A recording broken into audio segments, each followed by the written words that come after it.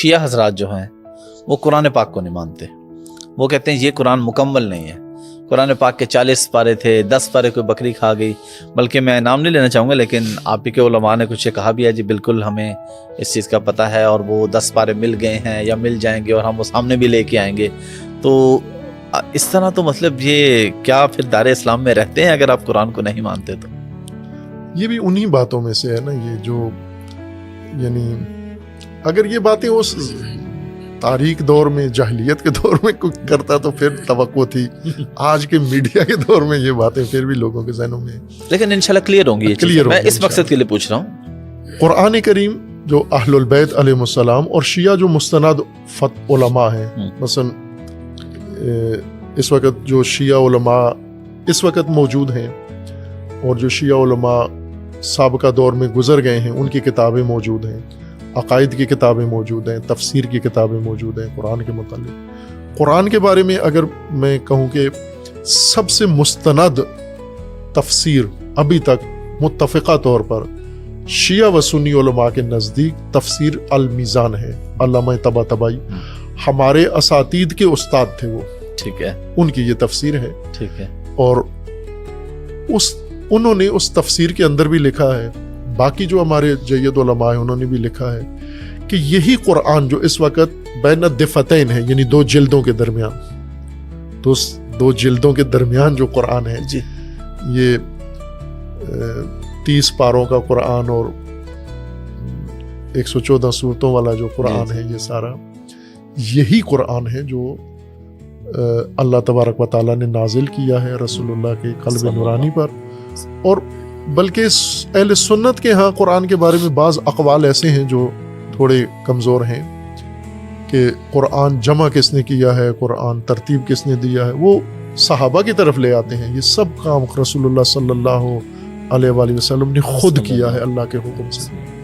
قرآن اترا بھی اللہ کے حکم سے رسول اللہ پر ہے، قرآن ترتیب بھی رسول اللہ کے حکم سے ہوا ہے، سورہ بندی اس کی ہوئی ہے، جتنی آیات، کون سی آیت کہاں رکھنی ہے، یہ سب حکم رسول اللہ سے ہوا ہے. اور نہ اس قرآن میں ایک لفظ اضافہ ہوا ہے، نہ اس میں ایک لفظ کم ہوا ہے. تحریف لفظی اس میں ناممکن ہے، چونکہ قرآن کا خود اپنا فرمانا ہے کہ اللہ کا فرمانا ہے کہ ہم نے نازل کیا، ہم اس کے محافظ ہیں اور محفوظ ہے. یہ اہل البیت علیہ السلام کے تعلیم و مذہب کے مطابق یہ ہو بہو لفظ بلفظ منہ بہ منہ وہی قرآن ہے. بلکہ علامہ صاحب اس زبان کے اندر تو چھوڑ کے ایک علاقے میں دیکھ لیں، پنجابی زبان، یہیں پہ شہروں سے شہروں پہ اس کے الفاظ بدل جاتے ہیں، اس کے معنی مفہوم بدل جاتے ہیں. تو کسی زبان کے اندر اوورآل تو یہ عام سی بات ہے. اچھا علامہ صاحب، اب میں ایک اور بڑے بنیادی سوال پہ آ رہا ہوں، اذان اور نماز پہ، کہ اہل تشیع اور اہل سنت کی اذان اور نماز میں کیا فرق ہے؟ اور نماز میں آپ جو ایک وہ مٹی سی اہل تشیع حضرات رکھتے ہیں اور وہ کہتے ہیں کہ کربلا کی مٹی اور اس کے بغیر نماز نہیں ہوتی، تو اگر کہیں پہ کسی کو مٹی نہ ملے تو کیا اس کی پھر نماز نہیں ہوگی؟ اہل سنت اور شیعہ کی نماز میں وہ تھوڑا سا فرق ہے. اصل جو نماز کا ڈھانچہ ہے اس میں کوئی فرق نہیں ہے، خصوصیات میں فرق ہے. مثلا جیسے ہاتھ کھول کے پڑھنا یا ہاتھ باندھ کے پڑھنا، ٹھیک ہے، اصل ڈھانچہ تو نماز کا جو شیعہ کے ہاں بھی سنی کے ہاں بھی وہ ایک ہی ہے، جو نماز کے ارکان اور واجبات ہیں. اچھا، وہ دونوں کے ہاں ایک ہے، بالکل ایک جیسا. فجر کی آپ کے ہاں بھی 2 سنتے ہیں، 2 فرض ہیں، ظہر کے 4 فرض، اور اسی طرح سے بالکل اسی طرح، ٹھیک ہے. لیکن جو خصوصیات ہیں ان میں تھوڑا فرق ہے. جیسے وضو میں مثلا یہ اجتہادی مسائل ہیں، فقہی مسائل ہیں، یہ کوئی اعتقادی باتیں نہیں ہیں کہ شیعہ فقی نے آیا وضو سے یہ استنباط کیا ہے، اس طرح سے سمجھا ہے کہ وضو چہرہ دھونے اور بازو دھونے سے اور سر اور پاؤں کا مسح کرنے سے ہوتا ہے. لیکن اہل سنت کے ہاں وہ پاؤں دھو بھی لیتے ہیں اور سر کا مسح کرتے ہیں، پاؤں دھو لیتے ہیں اور دھوتے ہیں، اور دھوتے بھی. ایون اہل سنت کے ہاں بھی کہیں پہ پاؤں کا مسح بھی ہے. یعنی یہ اختلاف ہے، موجود ہے، اہل سنت کے آپس میں بھی ہے، شیعہ کے ساتھ بھی، اور یہ فرعی اختلاف ہے. ٹھیک ہے. بنیادی نماز کا ڈھانچہ ایک ہی ہے، رکعات، اوقات سب ایک جیسے ہیں. ایون سنیوں میں بھی ہاتھ چھوڑ کے نماز پہ ایک امام کے نزدیک ہاتھ چھوڑ کے پڑھتے ہیں. مالکی مکہ میں جائیں تو آپ کو لگے گا ایک بہت بڑی جمعیت ہاتھ کھول کے. میں پہلے خود غلط فہمی میں شکار ہو گیا، میں سمجھا یہ شیعہ ہے، لیکن وہ سجدگاہ نہیں تھی ان کی.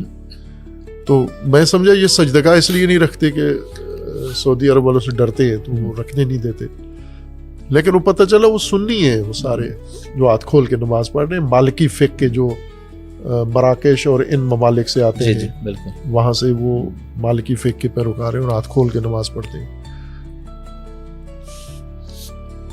بس یہ جزئی سا فرق ہے، کوئی بنیادی فرق نہیں ہے نماز کے. اور اذان میں کیا ہے؟ اذان میں بھی اسی طرح سے ہے کہ اذان میں جو اذان کے اصل ارکان ہیں وہ سب کے ملتے جلتے ہیں، اس میں کوئی فرق نہیں ہے. ٹھیک ہے. جیسے شہادت توحید ہے، شہادت نبوت ہے، ٹھیک ہے، اور خود نماز کی طرف جو حی علی الصلاۃ حی علی الفلاح یہ ٹھیک ہے. ایک چیز جو شیعہ کے ہاں ہے کہ حی علی خیر العمل کہتے ہیں ہم. ٹھیک ہے. یہ تھا، یہ جزء اذان تھا. رسول اللہ ایسا ہی اذان کہا کرتے تھے اور اہل البیت بھی ایسے ہی اذان کہتے تھے اور خلفاء کے دور میں بھی ایسے تھی اذان. لیکن جب وہ جہادی دور شروع ہوا فتوحات کا تو وہاں پر چونکہ حی علی خیر العمل کا مطلب یعنی سب سے بہترین عمل کی طرف آؤ آپ، جبکہ اس وقت جہاد سب سے بہترین عمل تھا. تو حاکم نے، خلیفہ نے حکم دیا کہ اس طرح سے جہاد کی اہمیت کم ہو رہی ہے، لوگ نماز کو بڑا سمجھتے ہیں، جہاد کو اتنا اہمیت نہیں دیتے، تو وہ جہاد کی وجہ سے یہ اجتہادی ایک رائے قائم کی گئی کہ یہ نہ کہا جائے. اس کی جگہ الصلاۃ خیر من النوم، یعنی نماز مطلقہ خیر چیز نہیں ہے، نیند سے بہتر ہے، جہاد سے بہتر نہیں ہے. تو اس لیے یہ ایک تصرف کیا گیا. ایک چیز جو شیعہ اور کرتے ہیں اذان میں، علی ولی اللہ شہادت دیتے ہیں. تو یہ تو شیعہ تمام فقہا اجماع ہے اس بات پر کہ یہ اذان کا جز نہیں ہے. ٹھیک ہے. ہاں، یہ اذان کا حصہ نہیں ہے، جز نہیں ہے. ٹھیک ہے. لیکن یہ اذان میں تاکید کرتے ہیں کہ اس کو پڑھا جائے، چونکہ یہی وہ بنیادی اختلافی موضوع ہے شیعہ غیر شیعہ کے اندر، امیر المومنین علیہ السلام کی ولایت. تو اس پر تاکید کے لیے یہ کہتے ہیں. اور نماز ایک ایسی چیز، اذان ایسی چیز ہے جو نماز کی طرح نہیں ہے کہ اس میں اگر کوئی اضافی چیز آپ نے کہہ دی تو باطل ہو جاتی ہے. نہیں ہوتی باطل. مثلا آپ اذان کے بغیر نماز بھی پڑھ سکتے ہیں. آپ ہاں اذان نہ کہیں تو پڑھ لیں.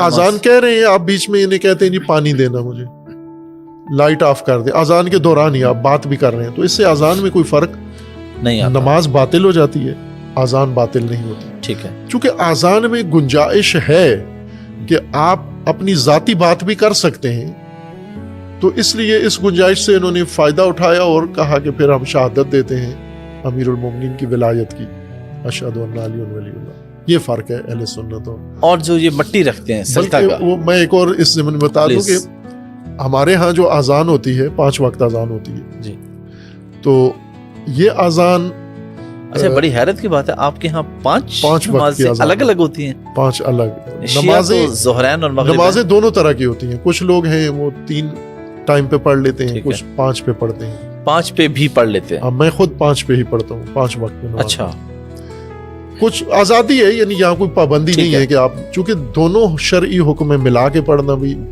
الگ الگ پڑھنا بھی، تو دونوں جس طرح جس کی مرضی ہے. لیکن کہیں نہ کہیں ضد نہیں بنا لی اہل سنت نے، بنا لے کہ ہم نے ملانی ہی نہیں ہے. اہل تشیع نے بنا لی کہ ہم نے الگ پڑھنی نہیں پڑھنی. یہ درست کام نہیں ہے، چونکہ دونوں طرح سے رسول اللہ نے دونوں طرح سے پڑھی ہے. تو اب ہمارے ہاں جو ہے وہ 5 وقت پہ اذان ہوتی ہے، اور اس میں جو اذان ہوتی ہے جس مؤذن کی اذان، وہ اہل سنت کے عالم ہیں جو علی ولی اللہ والی اذان کہتے ہیں.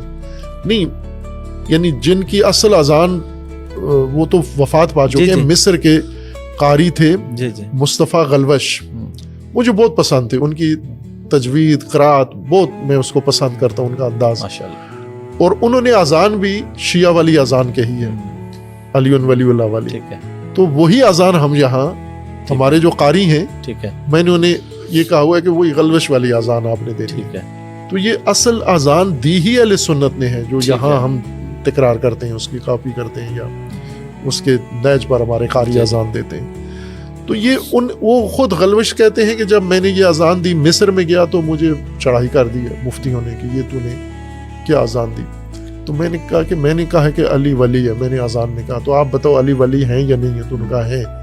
تو کہا ہیں تو پھر کیا حرج، میں نے وہاں کہہ دیا ہے تو کیوں اتنا جنجال کھڑا کر لیا ہے آپ؟ وہ غلط بات تو نہیں کی. وہ جو ٹکیاں رکھتے ہیں نماز کے اندر، سجدگاہ اس کو کہتے ہیں مٹی کی، اس کی بنیادی وجہ یہ ہے کہ شیعہ علماء فقہا کے اہل البیت کے تعلیم کے مطابق سجدہ صرف زمین پر کر سکتے ہیں آپ. ٹھیک ہے. جو زمین چیز، جو زمین شمار ہو، ڈائریکٹ زمین، یعنی کوئی کارپیٹ، کوئی صف، ایسی چیز، کوئی کپڑا نہ ہو، مصنوعی چیز نہ ہو، کپڑا نہ ہو، اوپر کوئی اور چیز ایسی نہ ہو.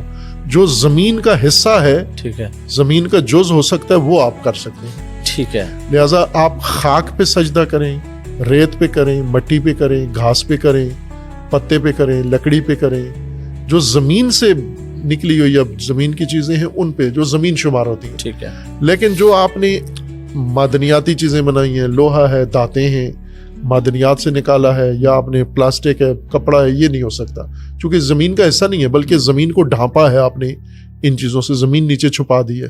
تو اصل جو بنیاد ہے وہ یہ کہ سجدہ آپ نے زمین پہ کرنا ہے، جو قرآن کریم کی اصطلاح ہے کہ سجدہ زمین پہ کرنا ہے آپ نے. تو زمین کا جو چیزیں شمار ہوتی ہیں وہ یہ ہیں.